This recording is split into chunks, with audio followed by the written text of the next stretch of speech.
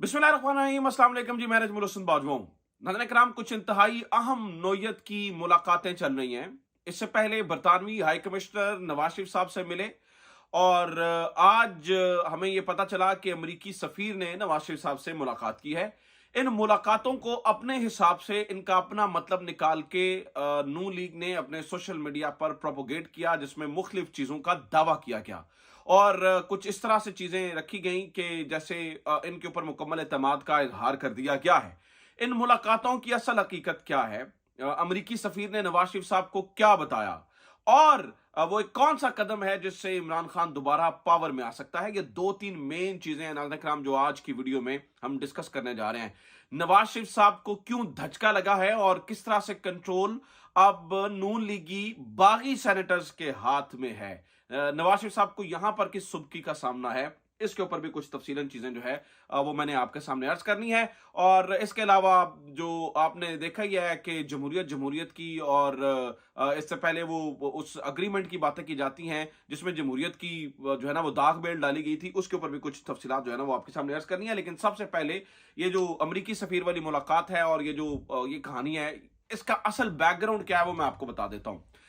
नाज़रीन किराम, परसों, मेरे ख्याल से परसों एक व्लॉग अपलोड हुआ दुनिया टीवी के ऊपर। दुनिया टीवी के ऊपर मेरे ख्याल से उनके रिपोर्टर ने अंसारी साहब ने ये छोटा सा एक इंटरव्यू किया जनाब सुहेल वड़ाइच साहब से, और सुहेल वड़ाइच साहब से कुछ बुनियादी और बेसिक बातें पूछेगी। अब सुहेल वड़ाइच इस पूरे मामले में इसलिए रेलेवेंट है, जो मैं आपको बैकग्राउंड बताने जा रहा हूं, क्योंकि उन्होंने ये दावा किया था कि 75 से 80 सीटें पाकिस्तान मुस्लिम लीग नून लेगी, और उन्होंने यह दावा किया था कि कुछ जो सुफरा हैं उनकी हमायत हासिल है पाकिस्तान मुस्लिम लीग नून को। कुछ इस तरह से मिलते जुलते दावे उनके जो है ना वो सामने आए थे, लिहाजा उनकी बातें बड़ी रेलेवेंट हैं। मैं कुछ बातें आपकी उनके सामने रख देता हूं तो आपको पूरी स्टोरी समझ आ जाएगी, फिर आपको यह भी पता चल जाएगा कि ये मुलाकातें क्या हो रही हैं और नवाज शरीफ साहब को क्या कहा जा रहा है। तो सबसे पहले सुहेल वड़ाइच साहब से सवाल किया गया कि ये बताइए, आप जो ये दावा करते हैं कि 75 से 80 सीटें पाकिस्तान मुस्लिम लीग नून और 60 से 65% जो है ना वो सीटें पाकिस्तान पीपल्स पार्टी ले लेगी, तो इसकी क्या हकीकत है। उन्होंने कहा जनाब मैं ये दावा नहीं करता हूं, ये मेरा बिल्कुल भी क्लेम नहीं है कि पाकिस्तान मुस्लिम लीग नून जो है वो इतनी सीटें ले जाएगी। वो कह रहे हैं मैं तो एक समझ लें कन्वे कर रहा हूं, क्योंकि ऊपर जो इक्तदार की राहदारियों के अंदर जो फैसले हो रहे हैं और जिस तरह से फैसले हो रहे हैं उससे यह साबित होता है, वो ये कह रहे हैं कि 75 से 80 सीटें पाकिस्तान मुस्लिम लीग नून लेगी और 60 से 65% सीटें जो है वो पाकिस्तान पीपल्स पार्टी लेगी, और इस तरह से इस निजाम कारोबार को, इस निजाम ममलिकत को चलाया जाएगा। मेरा यह दावा नहीं है, बल्कि मैंने सिर्फ एक मैसेंजर का किरदार अदा किया है, मैसेज आम लोगों तक पहुंचा दिया कि भाई ऊपर जो है वो ये सोचा जा रहा है। तो यहां पर उन्हें बता दिया कि ऊपर, तो फिर सवाल किया गया ये कैसे मुमकिन है, क्योंकि इमरान खान की मौजूदगी के अंदर अगर बल्ला जो है वो निशान होगा बैलेट पेपर के ऊपर, तो ये सीटें जो है वो कैसे लेंगे। इसके ऊपर उनका ये कहना है सुहेल वड़ाइच साहब का, चूंकि इसमें से बात साबित हो गई कि सुहेल वड़ाइच साहब को ऊपर से शायद पैगाम दिया जा रहा है कि लोगों को ये बताएं, वो खुद ही ये बता रहे हैं। तो अगर बल्ला बैलेट पेपर के ऊपर होगा तो फिर ये क्या करेंगे। तो कहते हैं जनाब एक्चुअली प्लान ये है कि देखिए, पाकिस्तान तहरीक इंसाफ को कोई मजबूत और तगड़े उम्मीदवार नहीं मिलने वाले हैं। इलेक्टेबल्स सारी गेम तब्दील करेंगे, और ये जो बात की जाती है कि इलेक्टेबल वर्सेस खंबा, तो तहरीक इंसाफ जो है ना वो खंबे को वोट दे देगी, लेकिन प्रैक्टिकली चीजें जो है ना वो मुख्तलिफ होती हैं। यहां पर उन्होंने ये भी वाजे किया कि ऊपर जो डर है एक चीज का, यानी कि एक वो कदम जिससे इमरान खान दोबारा पावर में आ सकता है, वो भी मौजूद है। वो क्या, वो ये है कि इस वक्त मुख्तलिफ तरीकाकार से, मुख्तलिफ हथकंडों से हमने देखा कि कभी ये जो आप सुफरा की मीटिंग्स देख रहे हैं और ये सारी चीजें देख रहे हैं, इसके पीछे दो मकसद है ना। एक मकसद ये है कि किसी भी तरीके से पीटीआई के वोटर को डीमोरलाइज किया जाए, डीमोटिवेटेड किया जाए। बिल्कुल उनके जहन में यह आए कि कुछ भी कर लें हमारे वोट का फायदा नहीं होगा, इससे क्या किया जाए, टर्न आउट को कम किया जाए। और अगर टर्न आउट कम हो जाता है तो फिर नवाज शरीफ साहब को प्राइम मिनिस्टर बनाना बड़ा आसान हो जाता है। अब यहां पर एक डर है, ऊपर जो प्लानिंग करने वाले हैं और नीचे तक एक डर है, और वो एक ही कदम इमरान खान को दोबारा पावर में लेके आ सकता है, इसके अलावा और दूसरा कोई रास्ता मौजूद नहीं है।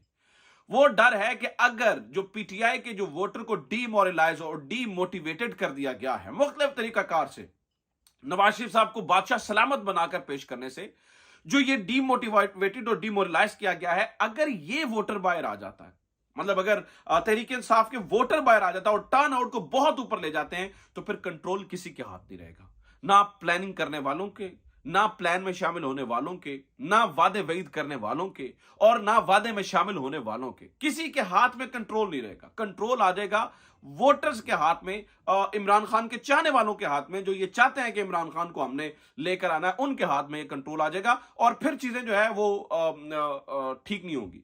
और फिर ये सुफरा की बात करते हुए भी सुहेल वड़ाई साहब ने एक जो है ना वो अर्ज की। उन्होंने कहा जी मैं कुछ दिन पहले एक डिप्लोमेट्स की महफिल में बैठा हुआ था, वहां पर डिस्कशन हो रही थी और कुछ यहां पे भी लोग थे, तो डिप्लोमेट्स का मुतालबा था कि आप इलेक्शंस करवाएं। तो इसके ऊपर एक शख्स ने पूछा कि इलेक्शंस और फ्री एंड फेयर इलेक्शंस। उन्होंने कहा इलेक्शंस फ्री और व्हाटएवर, यानी कि आप इलेक्शंस मस्ट करवाएं। तो यानी कि ये जो आप देख ही रहे हैं कि जो मिल नहीं रही, एक लेवल प्लेइंग फील्ड नहीं मिल रही, इसके ऊपर भी बहुत सारे लोगों का हाथ है और बहुत सारे लोगों ने नीम रजामंदी का इजहार किया हुआ है कि ठीक है आप इलेक्शन कराएं, फ्री एंड फेयर नहीं भी होते हैं तो जो है ना मसला नहीं है। अब प्रॉब्लम नाज़रीन किराम अगेन मैं आपको बता रहा हूं कि सिर्फ एक है, वो डर है वोटर का। तो यहां पर तहरीक इंसाफ के वोटर को ना थोड़ा सा हौसले से काम लेना पड़ेगा। उस दिन 8 फरवरी को अपना गुस्सा वोट के ऊपर निकालना पड़ेगा, यानी कि वोट देकर। अगर वोट नहीं देंगे तो चीजें खराब हो जाएंगी। अच्छा, अब आ जाते हैं ये जो सुफरा से मुलाकातें चल रही हैं और इस पे देखिए ये मामला ये हुआ कि मैंने आपको कल भी बताया था कि परवेज इलाही साहब ने एक ऐसी चीज की जिससे उन्होंने उड़ाकर रख दिया ये सारा कुछ जो चल रहा था। हमने देखा कि नवाज शरीफ साहब ये जिस तरह से उनको बुलाया जा रहा था वो उन्होंने किया ये कि उन्होंने नाज़रीन किराम अवाम के सामने ये बताया कि मेरे साथ वाले सेल में इमरान खान मौजूद हैं और इमरान खान से यूरोपीय यूनियन के लोग मिलने के लिए आते हैं और IMF के लोग मिलने के लिए आते हैं। इस बात ने, इस मामले ने ऐसा मतलब परेशान किया कि अब जल्द अज जल्द चीजें ये करना जरूरी थी कि बताया जाए कि इधर मुलाकातें जारी हैं। तो नवाज शरीफ साहब से जो मुलाकात है अमेरिकी सफीर की, वो कुछ इसी से मिलती जुलती है। ये मैं आपको बता दूं कि जो नून लीग बोल रही है इस बारे में वो सरासर झूठ है। इस तरह की कोई बात भी नहीं। मिसाल देता हूं कि पाकिस्तान मुस्लिम लीग नून ने अपने ऑफिशियल सोशल मीडिया हैंडल के ऊपर जिसका वो जो @PMLN _ORG जिसका जो है ना वो हैंडल है, उसके ऊपर उन्होंने ये दावा किया। अब मैं पूरा तो नहीं पढ़ रहा, एक चीज जो हमारे दोस्त तारिक मतीन ने हाईलाइट की वो ही आपके सामने पढ़ रहा हूं। वो कहते हैं जी, मुलाकात के दौरान दोनों रहनुमाओं ने पाकिस्तान की सियासी और मुआशी सूरत हाल, खास तौर पर आम इंतखाबात की तैयारियों के हवाले से तबादला ख्याल किया। उन्होंने एतमाद का इजहार किया कि आज मुल्क को दरपेश लातादाद मसाइल और बहरानों से निकलने में पाकिस्तान के अवाम एक बार फिर पाकिस्तान मुस्लिम लीग नून को कायदाना किरदार देकर अपना भरपूर एतमाद करेंगे। उन्होंने एतमाद का इजहार किया। मतलब ये कोई भी सफीर ये बिल्कुल जो है ना वो सफारती अदबो अदाब से हटकर है जिसका दावा पाकिस्तान मुस्लिम लीग नून करिए। मुझे लगता है कि जो US एम्बेसी है उन्हें इसकी तरदीद जो है ना वो जारी करनी चाहिए और जारी करनी पड़ेगी भी, क्योंकि जिस तरह से ये दावा कर रहे हैं कि उन्होंने एतमाद का इजहार कर दिया हम पर कि जनाब ये होगा, तो ऐसा साफ्ती जो सफारती अदबो अदाब होते हैं उनसे हटकर होता है। इस किस्म की कोई भी चीज नाज़रीन किराम ना हुई है, ना इस तरह की कोई चीज जो है वो हो सकती है। अच्छा जनाब आगे आ जाएं और वो ये है कि इस वक्त जो लड़ाई है वो कंट्रोल पाकिस्तान मुस्लिम लीग नून के हाथ से निकलता चला जा रहा है।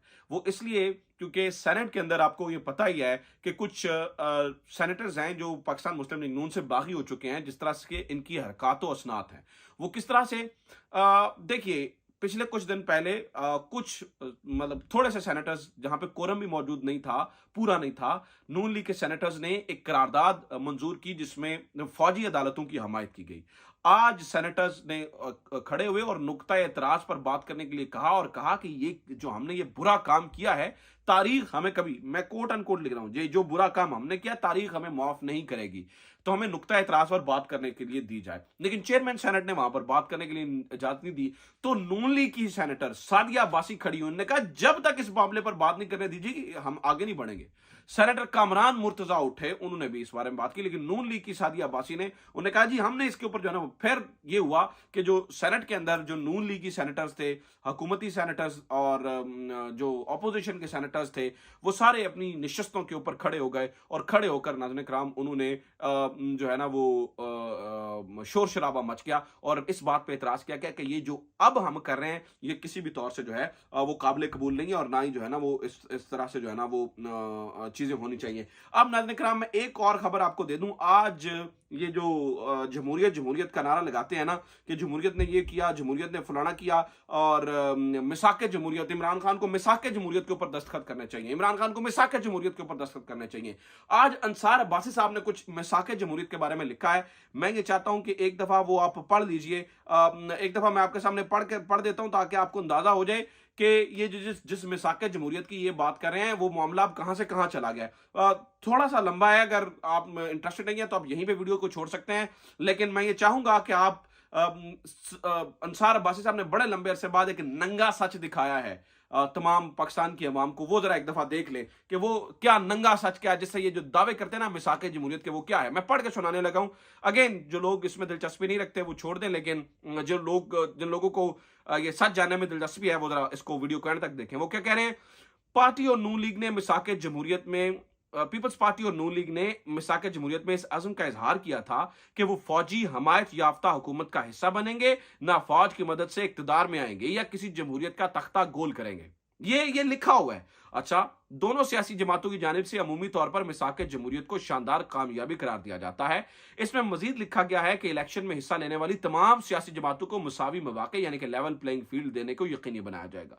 लिखा हुआ इन्होंने खुद और आज पीटीआई के साथ देखें क्या कर रहे हैं फिर। और इस मकसद के लिए तमाम सियासी क़यादियों को आजाद और तमाम सियासी जलावतन अफराद को गैर मशरूत तौर पर वापस आने का मौका दिया जाएगा। आज पूरी पीटीआई अंदर तुन के रखी हुई है, ठीक है, तो कौन सी मिसाक जमहूरियत। फिर तमाम सियासी जमातों और तमाम शख्सियात को इलेक्शन में हिस्सा लेने का मौका मिलेगा। पीटीआई के साथ आप देख लें। निगरान हुकूमतों को गैर जानबदारियत के हवाले से मिसाक जमहूरियत में लिखा है कि निगरान हुकूमत न्यूट्रल होगी ताकि आजाद, शफाफ और मुनसिफाना इलेक्शन का इनेकाद यकीनी बनाया जा सके और ऐसी निगरान हुकूमत के अरकान और उनके खानदान को अरकान के इलेक्शन में हिस्सा लेने की इजाजत नहीं होगी। बसायर ऐसा लगता है कि मिसाक जमहूरियत पर दस्तखत के बाद दोनों सियासी जमातों ने इस मुआहदे को नजरअंदाज किया है और इस मुआहदे से जो है ना, इस मुआहदे की संगीन खिलाफ वर्जी की है। सबसे बड़ी खिलाफ वर्जी परवेज मुशर्रफ का पीपल्स पार्टी के लिए एनआरओ। अच्छा चलें जनाब, फिर यह भी है कि सिविल मिलिट्री ताल्लुकात के हवाले से मिसाक जमहूरियत की जिस शिक पर अमल नहीं किया गया, इसमें लिखा है कि ISI, मिलिट्री इंटेलिजेंस और दीगर सिक्योरिटी एजेंसियां बिल तरतीब वज़ीर-ए-आज़म, सेक्रेटेरिएट, वजारत दिफा और काबीना डिवीजन के जरिए मुंतखब हुकूमत को जवाबदेह होंगी। मुतल्लिका वजारत की जानिब से बजट की तैयारी के बाद इसकी मंजूरी डीसी के जरिए होगी, जबकि डीसीसी के जरिए होगी, जबकि दस्तावेजात में मजीद लिखा है कि इंटेलिजेंस एजेंसियों को सियासी विंग्स को बंद कर दिया जाएगा। एक कमेटी तश्कील दी जाएगी ताकि मुसल्लह अफवाज और सिक्योरिटी इदारों में इजाफा, मुलाजमीन में कटौती की जाए। इससे एजेंसियों समेत तमाम सीनियर ओहदों पर तैनाती मुतल्लिका वजारत के जरिए हुकूमत की मंजूरी से होगी। मिसाक जमहूरियत में यह बात भी दर्ज है कि फौजी जमीन के अलॉटमेंट और कंटोनमेंट वजारत दिफा के दायरा इख्तियार में होंगे और एक कमीशन तश्कील दिया जाएगा जो जमीन की ऐसी अलॉटमेंट के कवायद और उनका जायजा लेगा। ठीक है जनाब। इसके बाद यह भी कहा गया कि 1998 के बाद शहरी इलाकों और ज़राई जमीनों की जो अलॉटमेंट्स की गई हैं, इन हवालों से पॉलिसी और दीगर ऐसे केसेस का जायजा लिया जाएगा ताकि उन अफराद का मुहासबा किया जाए जो गलत इकदाम, मुनाफाखोरी या करबा परवरी में मुलव्वस हों। फिर मिसाक जमहूरियत के दस्तखत के बावजूद पीपल्स पार्टी और नून लीग की हुकूमतों के दौरान तर्ज हुक्मरानी खराब रही और ताहम दोनों जमातों ने वादा किया था, मतलब बहुत सारी चीजें इसमें लिखी गई। तो जिस मिसाक जमहूरियत का नाज़रीन किराम वादा किया जाता है, दावा किया जाता है और कहा जाता है इमरान खान को उसके ऊपर सिग्नेचर करने चाहिए, उसमें जो कुछ लिखा है ये दोनों जमातें आज उसके बिल्कुल मुखालिफ जाकर जो है ना वो हमायत याफ्ता आज किसी के कंधे पे चढ़कर जो है वो पीटीआई को दबाकर आज गवर्नमेंट लेने के लिए जो है ना वो पीछे पीछे हैं और हकीकत दुनिया के सामने खुल चुकी है। ये है हकीकत इनके मिसाक जमहूरियत की ड्रामेबाजी की। अपना ख्याल रखिए। खुदा हाफिज। पाकिस्तान जिंदाबाद।